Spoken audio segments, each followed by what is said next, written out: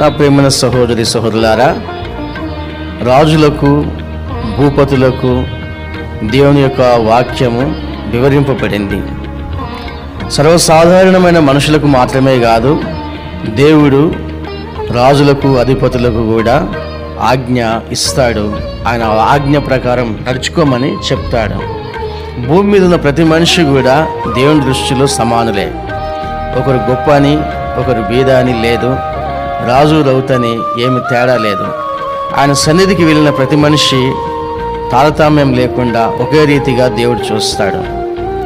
అయితే భూలోకములో నివసించే రాజులు అధిపతులు దేవునికి విరోధమైన కార్యాలు చేయటానికి అనేకమైన ఆలోచనలు కలిగి ఉన్నప్పుడు అలా చేయడం వలన వారికి చాలా నష్టం వాటిల్లుతున్నట్లుగా దేవుడు మాట్లాడినాడు.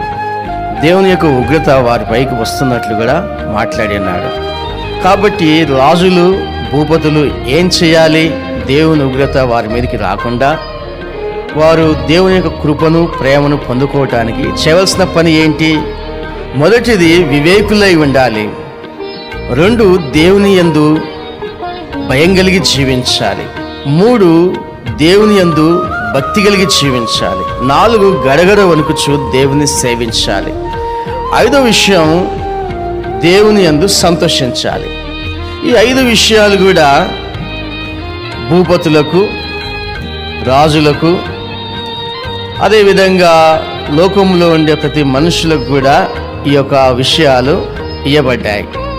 అప్పుడు మనుషులు దేవుని యొక్క కృపను పొందుకుంటారు, దేవుని యొక్క దీవెన ఆశీర్వాదాలు పొందుకుంటారు, దేవుని ప్రేమకు వారు పాత్రులై ఉంటారు.